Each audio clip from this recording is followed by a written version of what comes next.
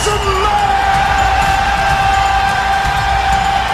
What the Rock is cooking! If you want the Rock to bring his ass to this ring, give me a hell yeah! And, oh heck yes. Oh heck yes, we are back again. I'm WB Ward along with... And I'm Chip Douglas. And we got another episode already cooking here with the SCI Wrestling. I always have to stop and think about that. Every time you do. I know, but if I don't stop and think about it, I'm going to misspell SCI. That's true, which is hard to believe. I know. That's pretty bizarre. You know you're a bad speller when you can misspell that. How's your week been, dude? Oh, man, I've been all right. A little under the weather. Well, I am too, to tell you the truth. I'm not feeling very well. Damn allergies. I'm telling you, I don't know what mine is. I think mine might have something to do with my blood pressure. Oh, geez. A little dizzy woozy. Was it about Daniel Bryan's booking? Is that why your blood pressure's high so high? No, it was a parent injury with that Naomi received. Oh, yeah, we're going to get into that here in a little bit, but well,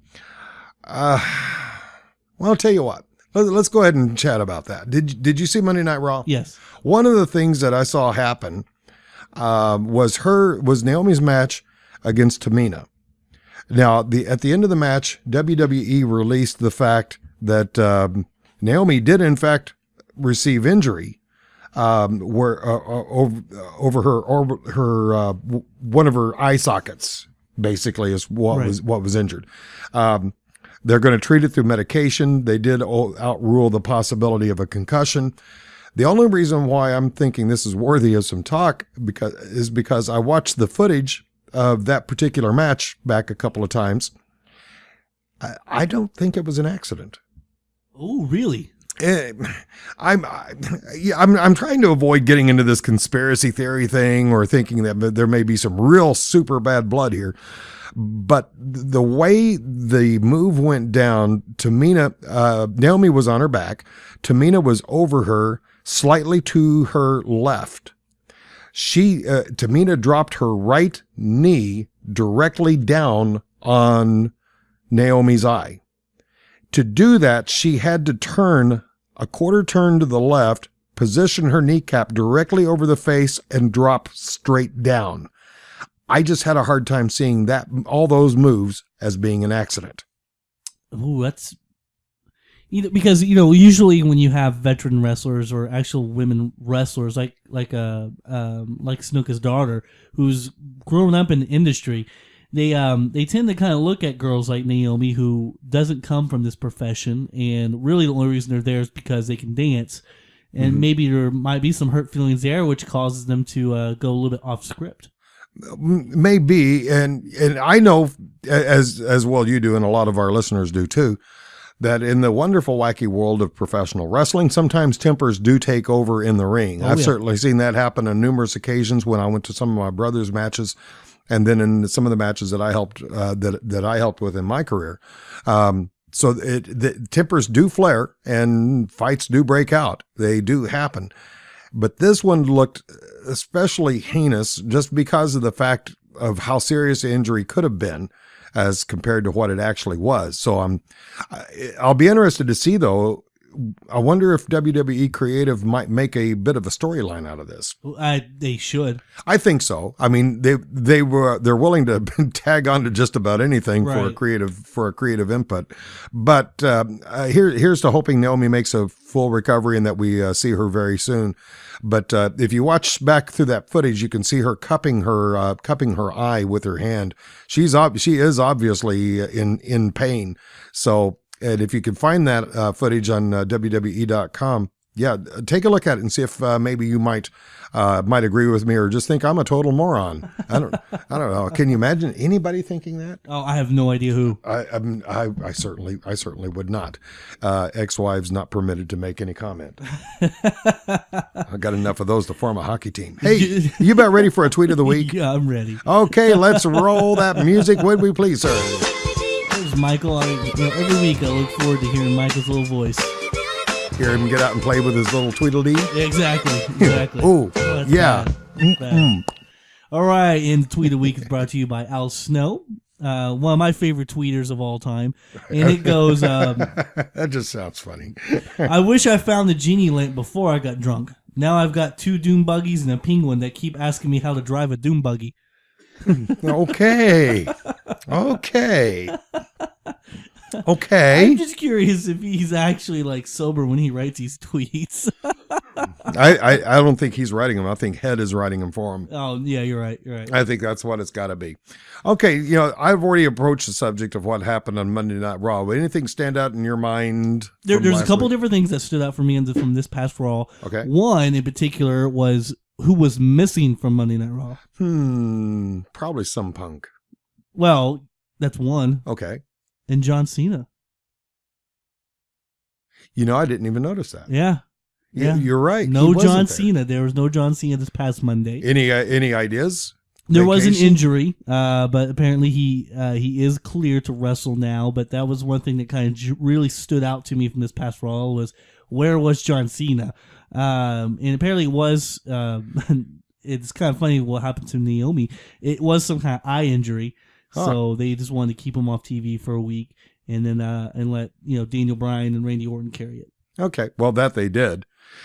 Speaking of CM Punk, I started following him on Twitter. Yep. And I looked through some of his tweets. He doesn't really have a whole lot to say about WWE. No. I mean, it's almost as if they never existed. Yeah. The last WWE reference I saw Punk make was some kind of reference of, I'm on my way to the Royal Rumble tonight. Right. And that was the last he said anything about WWE at all. He's been dodging it really, really good. So is the WWE. Yeah, so it's WWE, but all the rumors and all the sources that I have seen and what I've heard is Vince McMahon is freaking out. He wants CM Punk back in a bad way. And this past Monday night really goes to show. I made a tweet before it was retracted of this story, which, that's just me being an idiot, of fans particularly being kicked out for starting CM Punk chants. That's not true. Oh, yeah. It's not true. Yeah. They were not kicked out, but there were a majority of people during the boring matches that started CM Punk chants. And at the beginning of Raw, too, they were doing it over and over and over, and it was all they could do to talk over him. Exactly. It was hilarious. Signs were taken away. It's so the voice of the voiceless is really, really making his presence known, even with him not even present. His voice, although silenced, has never been as loud. Exactly. Write that down. That's that was good. that was pretty good. And speaking of Punk, one of the you can argue all day long that his wrestling skills are among the best.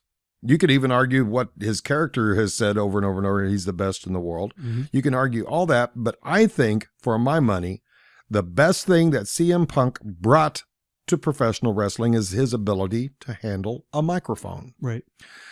Unfortunately, such is not the case for all wrestlers. I found some 3 good, very bad examples of microphone abuse, I guess, as it were. One of them is back from 1995 from the In Your House pay-per-view. Okay. And we're going to tune into that where JR is trying to interview Sid Vicious, or Psycho Sid as he was then known. Yeah. And Sid kind of forgets that they are live.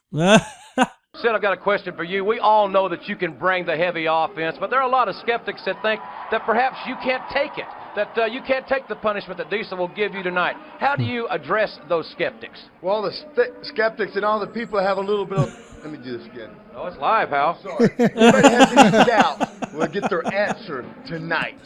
There you hear the man, a few words Psycho Sid. Back to you, Todd. I want to do that again. I have never heard that before. Oh my gosh. Yeah, that is wow. that is no evidence of a CM Punk.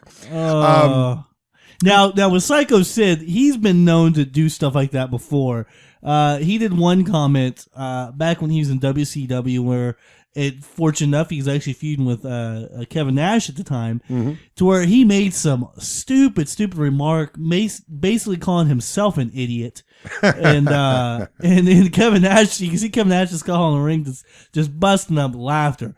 So yeah, Psycho Sid a little bit tongue-tied sometimes. A little bit. Maybe not the greatest on the mic. Now in this next cut, we go back even further to 1985. I don't think they were called Monday Night Raw yet. Okay. This is Mean Gene Okerlund interviewing Don Morroco.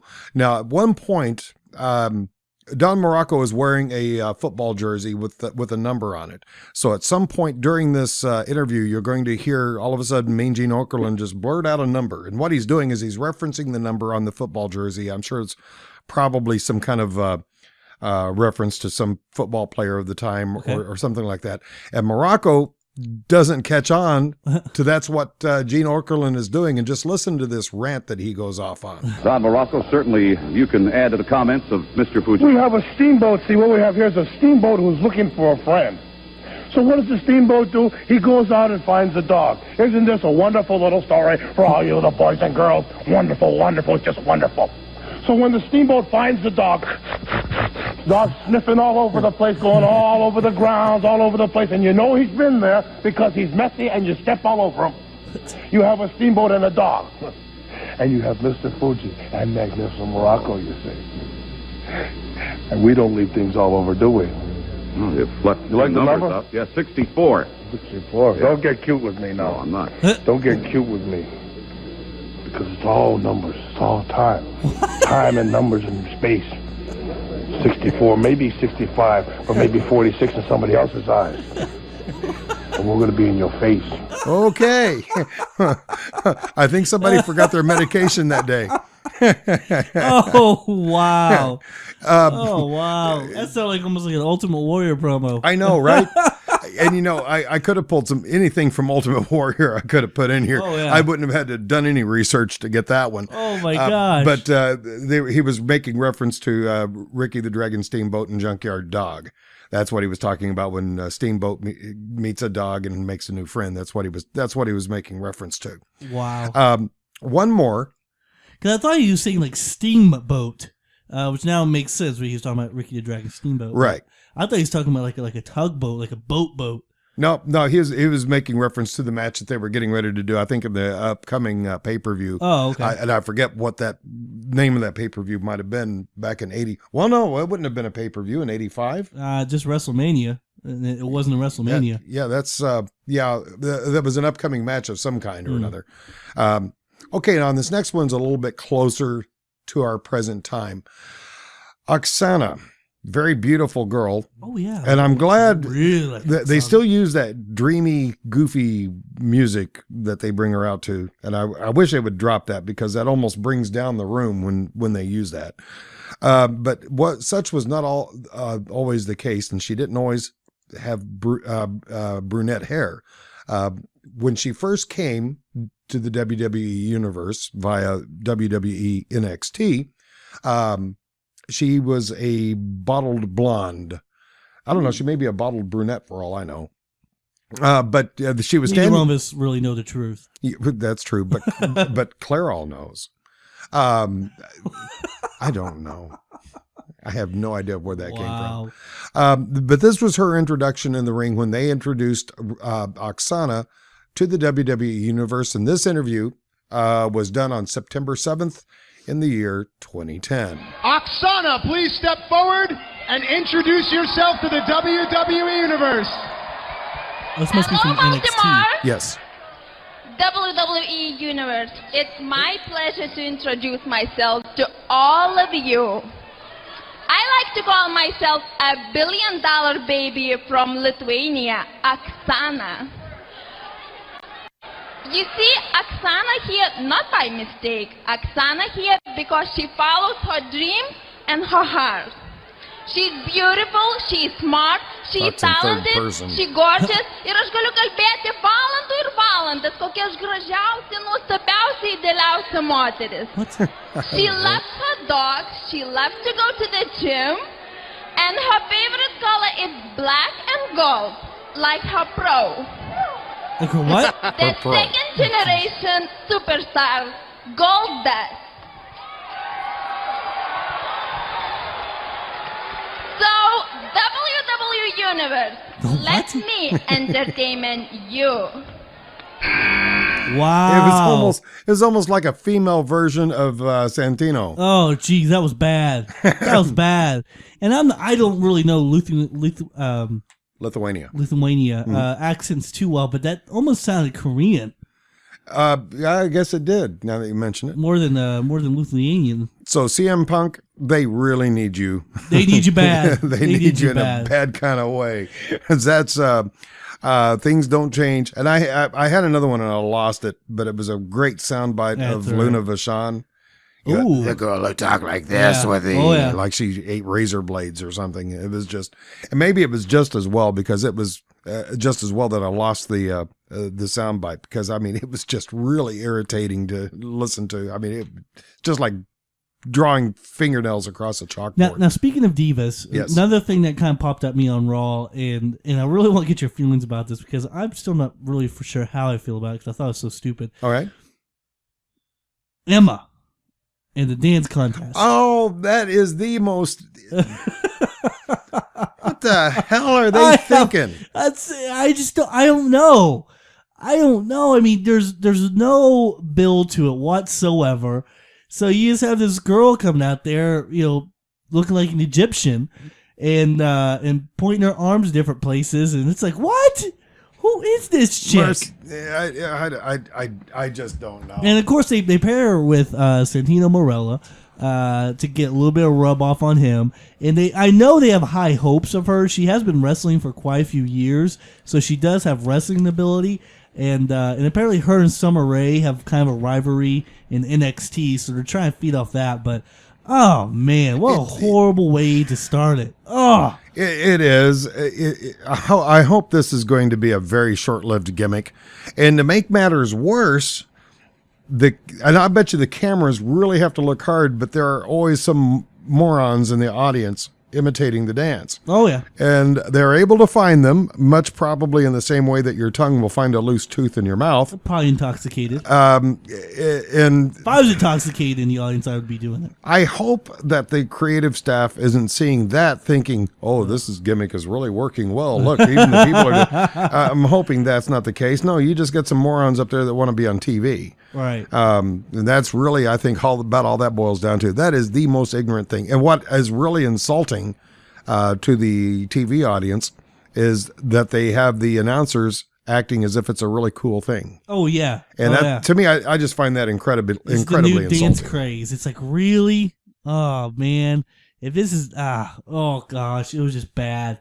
It was bad. And how can you, it's not believable. No way on this planet Earth in a real dance contest would that ever work against someone who's actually looks like a professional ballroom dancer like Summer Rae. You know, this kind of brings back the one thing I've always wanted to see happen with Fandango and Summer Rae is to have them do a turnabout, do a flip, and become faces rather than heels. Because after seeing, especially Fandango, after seeing him on Totally Divas on the reality show, right? I really think his personality could support that. And we're going to see him probably more on Totally Divas because Summer Rae signed on to join the Totally Divas cast. I don't know if she's I don't know if she's taking someone's spot, but she's going to join the cast. Okay. More likely she's taking JoJo's place because we haven't seen anything from her. JoJo seems to kind of fallen by the wayside. Yeah. I don't think she worked out. I was hoping she would because of what happened early on, with her boyfriend breaking up with her because he was jealous of her profession. Yeah, but then she went to Randy Orton. That couldn't have helped. Yeah, that had to have hurt a little bit. Now, a couple like really cool things from Raw. One to me was the tag team championship in the cage, and I think we both agree like the biggest point of that was the Cody Rhodes moonsault off that cage. It's a shame that he missed because that was truly a magical moment. Oh man, it was a beautiful. I don't think I've ever seen that. I think I've seen Kurt Angle do it before. From the top of a cage? From the top of a cage. And, we talked... But the wrestler is there to catch him. With this situation, Road Dogg wasn't there to catch him. I don't know if it was Cody Rhodes doing it in the wrong spot, or Road Dogg wasn't there in time to or maybe Road Dogg looked cushion. up and saw this human body falling from 20 feet straight up going, nah, not me. Get Billy Gunn over here. He's bigger. He can catch you. That very well could be, because when Cody hit the ring, he hit it hard. But in the industry, you always try to take care of each other. Well, sure. And a spot like that was planned. The other person in that ring is a person who's helping put food on your table. Right. So absolutely. Especially someone like Road Dogg, who he's an agent backstage. So he takes care of these guys for a living. He's not a performer by trade. He works backstage and does a lot of backstage stuff. So definitely for someone like him, I think it was just a missed spot somewhere, but God, it looked like it was bad. But another thing with the Cody Rhodes Goldust is one thing that we can almost say guarantee that those two will face each other at WrestleMania. So with that said, wait a minute, you're saying that Cody and Goldust will pair off against each other? Yes. Remember we talked about this. I know, but I think it's going to happen. I wonder what about my prediction. I think it probably could happen. But my only problem is when is it going to happen? Yeah, they're gonna have to do the storyline pretty quick, because Mania's around the corner, and that's where the writers have really dropped their ball, because the fact that you would think they have to do the dance first. What dance? That oh Jesus, the Emma dance. Yeah, the Emma dance. Yeah, they got to do that first. Oh man, but because you think the turmoil would start when the titles get dropped. That would start the turmoil. So far, we have not seen that at all. At the Rumble, we see it on Monday night. So I'm really curious on when they're going to start it. All I can say is it had better be soon. It had better be soon. You'll never believe that as a result of this past Monday Night Raw, with whom I am beginning to warm up to. Who's that? Believe it or not, and I never thought I would ever hear myself say this, Brock Lesnar. Really? Yep. I'm time. I'm enjoying the angle that they're coming back with him just attacking everybody. Right. Yeah, he's trying to get his way. I think it's something very befitting of his character. Now, if he can just commit himself to WWE and actually stick around a while, they might be able to work that into something believable. I still think it's going to be him and Taker at WrestleMania. So that's the one thing I hope doesn't happen. I kind of do. I wouldn't mind seeing it. Because what do you think of the chances of Taker making this one his final? It wouldn't happen. You don't think it'll happen? No, not if he faces Lesnar. There's no reason for, because I've explained this on the show over and over and over. Taker's going to lose. He has to give the rub to someone else. Don't give it to Brock Lesnar, who's a part-time performer. I hope not. So yeah, I think it'd just be more of an attraction, and more than anything, a closed to a book, because we know they have a pretty heated rivalry outside of wrestling, and to be able to bring that back into fruition, it'd be good. It'd be good, and that's a perfect stage to do it. And that's the only stage you're going to see Taker do it on.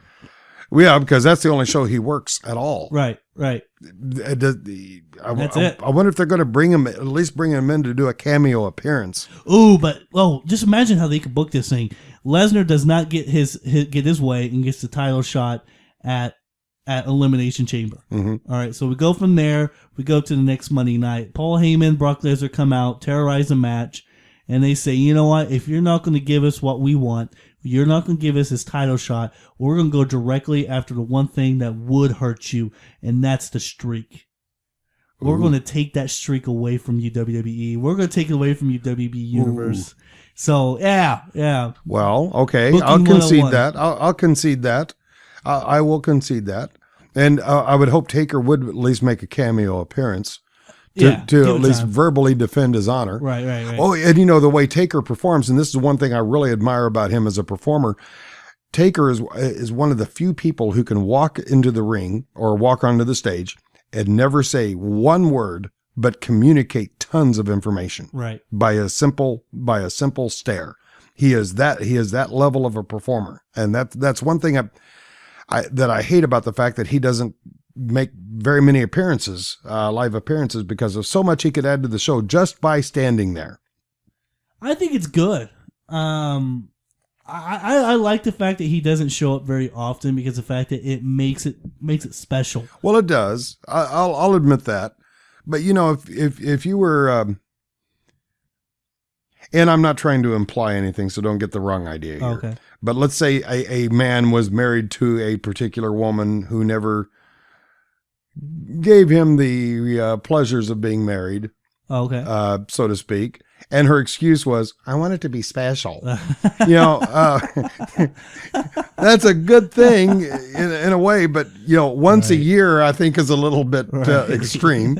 and that's about where we are with Taker. It's a once a year occurrence, and that's it. But by golly, it sure is special. I'll give you that. Now, I have a new personal favorite. Okay. Who I would like to see Taker lose to and give the rub to, Roman Reigns. Yeah, I'm beginning to warm up to that one. Yeah. As well. I haven't been that warm towards it.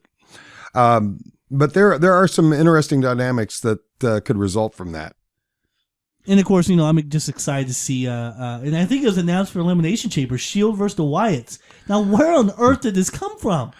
Well, I think it all just emanated after the Wyatts interfered with a match, causing them to lose a match from through interference. But it was kind of abrupt. They didn't do a whole lot of build up on the storyline. I think they could have milked it out a little further. Maybe have the Wyatts interfere on one or two more matches, making the audience warm up more toward the Shield. I think this is where we're going to see the Shield split.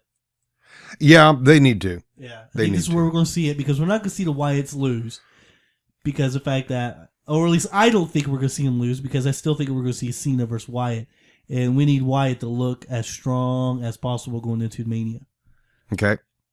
We haven't talked, we don't talk too much about SmackDown. Do you ever get to see any of the SmackDown episodes? I don't. Okay. You can, but you don't. I can't, but I would like to. Really? Well, I kind of miss it. I just don't have it on my channel. I do watch NXT though. I'd rather watch NXT because that's actually one of the better products that's on right now. Well, that means that you're going to be really geared up for the WWE network. Oh yeah. I mean, my feelings. Or the so-called network. Yeah, whatever you want to call it. I'm definitely stoked about that. Well, just because the reason I love NXT is because the fact that you got young guys are hungry. And so they go out there and they just give it everything they got every single week. And just because they got something to prove. Well, let me ask you this. How often does it happen when you're sitting in front of your computer and your computer does something and you go, dang it, I hate it when it does that. How often does that happen to you? Every once in a while. Okay. Yep. Are you going to like it when you have that happen to you while you're trying to watch something you're paying for from the WWE network? I don't know. That's one thing that you're going to have to deal with. Yeah, whatever. It's going to be I yell at DirecTV all the time. You what? I yell at DirecTV all the time. Well, you should. I mean, you can watch your television as weather permitting. I mean, that's satellite. I mean, come on. That's just. I got some buddies who work over at DirecTV, and I know I'm probably going to hear from them on that comment, but hey, it is what it is. That's just the nature of that biz. Right. Okay, coming up next week, I'm going to try. Yeah. We haven't booked it yet. So I'm hoping, like the Dickens, we can get him in here. A guy by the name Mr. Lay right now. That's all I'm going to call him for the time being. He's an independent wrestler from some time back, and he's done some dark matches for ECW and WCW as well, I believe, if I remember right. He went by the name the Killa Clown, Killa, Killa. If you care to search for him. He's actually a pretty colorful character. And hopefully we're going to be able to get him on next week, or at least sometime soon. Yeah, and just follow us. Keep up with us on Twitter, SCI_Wrestling, and Square Circle Insider Wrestling on Facebook, and we'll be able to announce it from there. Okay. Any parting thoughts for this week? We still got like 20 seconds here. Let's see here. I'm excited. I keep getting excited about what to do with Daniel Bryan, and that's really about it. I got no other new thing. Okay, CM Punk, wherever you are. CM Punk, you're needed. We need you. You're needed dramatically. At least come back and then replace Emma, for God's sakes. That's where the segment went. That was supposed to be CM Punk's spot. Yeah. Oh, Lord. Okay. Maybe they get me in the ring with my cane or something. Yeah, there you go. Stay tuned for us next week for